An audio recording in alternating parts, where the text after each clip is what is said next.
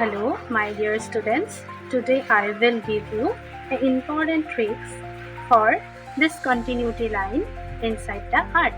আমি সকলোৱে জানো যে আমাৰ আৰ্থৰ ইণ্টেৰিয়ৰ পাৰ্টৰ ভাগ তিনিটা। এটা হৈছে ক্ৰাষ্ট, এটা হৈছে মেণ্টেল আৰু এটা হৈছে কৰ।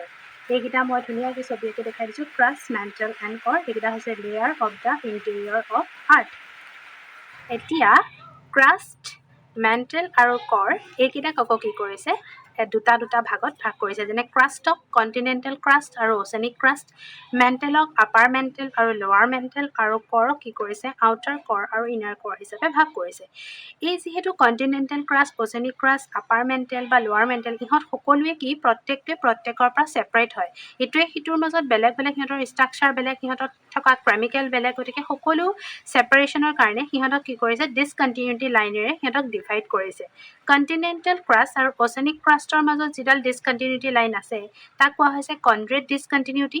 অ'চেনিক ক্ৰাষ্ট আৰু আপাৰ মেণ্টেলৰ মাজত যিডাল ডিছকণ্টিনিউটি লাইন আছে তাক কোৱা হৈছে ম'হ ডিছকণ্টিনিউটি। আপাৰ মেণ্টেল আৰু লৱাৰ মেণ্টেলৰ মাজত যিডাল ডিছকণ্টিনিউটি আছে তাক কোৱা হৈছে ৰেপেটি ডিছকণ্টিনিউটি।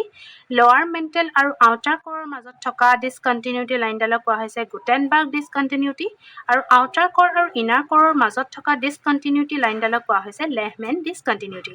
এই নামকেইটা কণ্টিনেণ্টেল ক্ৰাষ্ট আৰু অ'চেনিক ক্ৰাষ্ট ইহঁতৰ মাজত ছেপাৰেশ্যনৰ যি লাইন, সেই নামকেইটা মনত ৰাখিবলৈ সাধাৰণতে আমি এটা ট্ৰিক্স ব্যৱহাৰ কৰিব পাৰোঁ। সেইটো হৈছে CM ৰাবৰি দেৱী গোটখালাই। ইয়াত চিৰ পৰা আহিব কনড্ৰেট, এমৰ পৰা আহিব মহু, আৰৰ পৰা আহিব ৰেপেটি ডিছকণ্টিনিউটি, জিৰ পৰা আহিব গুটেনবাৰ্গ আৰু এলৰ পৰা আহিব লেহমেন। এই শ্বৰ্ট ট্ৰিক্স ব্যৱহাৰ কৰি আমি অতি সোনকালে ইহঁতৰ ডিছকণ্টিনিউটি লাইনখিনি সোনকালে মেমৰাইজ কৰিব পাৰোঁ। আৰু এই ধৰণৰ ট্ৰিক্স যদি আপোনালোকক প্ৰয়োজন হয় তেতিয়াহ'লে আপোনালোকে আমাৰ চেনেলটো like, subscribe, comment and share কৰিবলৈ নাপাহৰিব। Thank U.